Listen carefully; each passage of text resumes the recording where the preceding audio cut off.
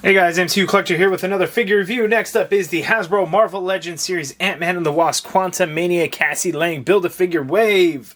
Here we have Egghead. This is the second comic figure in the wave that I am reviewing. There is a total of 4 comic figures. So Ultron, Egghead, Crossfire, and Future Ant-Man. And of course, here's the lineup.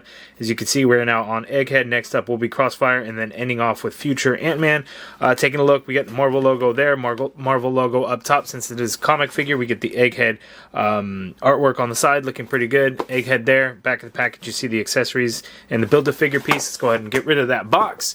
We'll go ahead and take a look at the Cassie Lang Build-A-Figure piece first.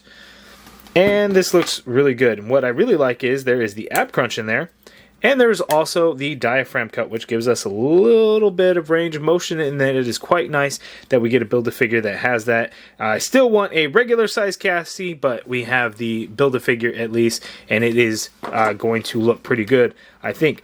Here is Egghead with his 1 accessories. We get this gun thing, and I think this is new. I don't recall seeing this with anyone before. As you can see, it's not realistic looking, but it's definitely different. If you guys can remember this from a different figure, let me know in the comments below. But I think it is new and unique, but maybe I'm wrong on that. It's just done in like a dark gray plastic color. That looks pretty good. And here we have Egghead, so let's go ahead and get in for a closer look at him.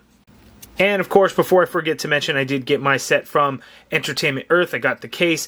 They shipped out some pre-orders. That's why it's still showing as pre-order. They didn't get enough to fulfill all orders. But as of now, 3 of the comic figures are actually in stock. The Future Ant-Man figure, the Crossfire figure, and of course, Egghead himself. So link in the video description below if you're interested in picking it up now. Entertainment Earth has it in stock, and then ordering through my affiliate links does help and support the channel.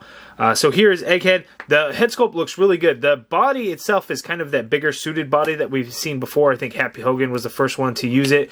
Nothing really new going on here. We do get pinned elbows on the lab coat jacket, as you can see, and the lab coat looks pretty good. We get pocket there, pocket there, pocket there.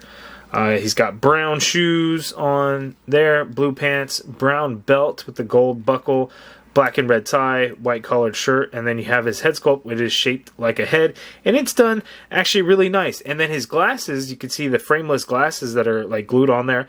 Those came out really damn nice. They look really, really good. The digital face print underneath looks really good. The teeth, everything. This figure is very solid. Very good. Articulation wise, we'll see how much he can really move around, but definitely a really good looking figure. And then we will see, I will show a full side-by-side comparison with the classic Ant-Man figure here that was in the Vintage Wave 2. We know that there is a Target exclusive one that is going to be coming out that's going to be a better figure than this one.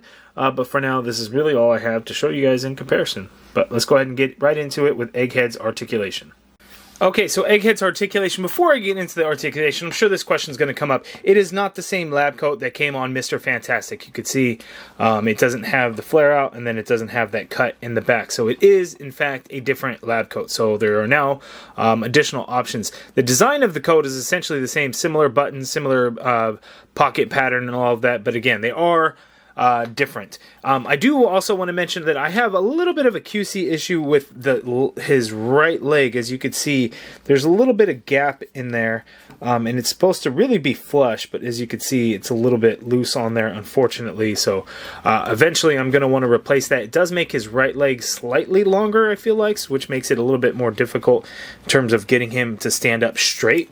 So just a heads up on that. But anyway, back to Egghead. So the head is on, is that a dumbbell joint? It is on a dumbbell joint, so no hinge. So he can only look up that much. He can look down that much. I guess that's decent enough. Really no problem there. You get some good pivot going on in the head there. Full rotation if that's what you wanted to do. There. The shoulder, you can get to go out. Ooh, only that much. That's not great. Is it only that much? Yeah, only that much, unfortunately. Full rotation in there. Upper bicep swivel, double jointed elbow that is pinned. These are a little bit older. Even the The Hammerhead figure has pinned elbows, you know, and pinless knees, which, you know, uses a lot of the same parts. But double jointed elbow, wrists swivel, and they do hinge. Standard horizontal hinge on both of them. Even the trigger finger hand on the right still has the standard horizontal hinge and not the vertical hinge, which would be better, you know, when holding a gun. We got an ab crunch in there, so Egghead can crunch forward slightly, so that's forward there. Back is going to be a little bit, but again, the lab coat's really just going to get in the way of that. There is the waist swivel in there. The coat really kind of gets in the way. Legs can go out super far apart.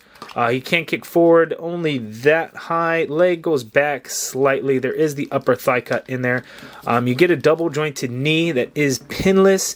It's a pretty ugly knee cut, as you can see there, and bends that much. The foot hinges all the way down, as you can see. We get a little bit of hinge up, ankle pivot, and peg holes at the bottom of the feet. Not a whole lot of articulation, but he's kind of a bigger guy. He's a scientist, right? You know, how much is he really going to be moving around?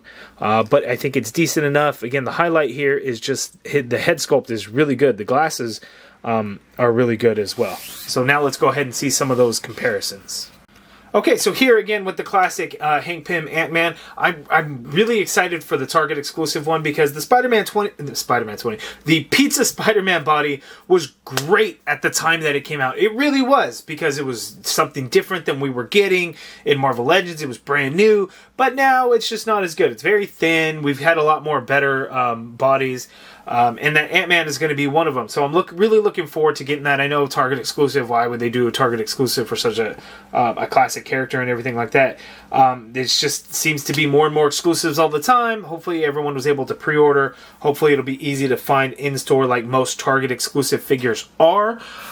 So hopefully that won't be an issue. No, not sure exactly when that figure is going to come out. I would say closer to the summertime, since, you know, Ant-Man and the Wasp Quantumania was originally supposed to release in the summertime. So we shall see. But these look pretty good together. As you can see, Egghead is a little bit taller. We'll see with the other Ant-Man figure when it comes out which one's going to end up being the taller one.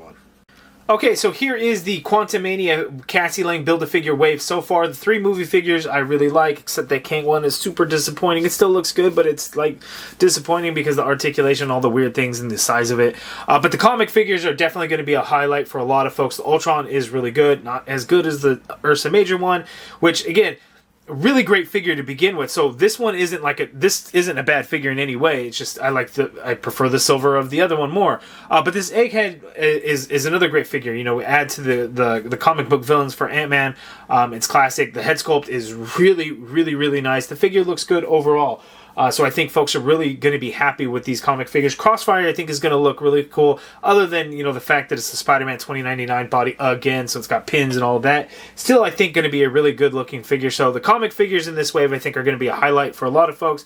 Movie figure guys like myself are going to be happy with the movie figures. Maybe not the King figure, but happy with them for sure. But you guys let me know in the comments below. What do you think of this Egghead figure? What do you think of this wave so far? What do you think of the comic ones versus the MCU ones? Let me know in the comments below. If you guys like this video, please do me a favor and hit that thumbs up button. Subscribe if you haven't already done so. Hit that join button to become a channel member and be a part of the MCU collective. And as always, thank you for watching.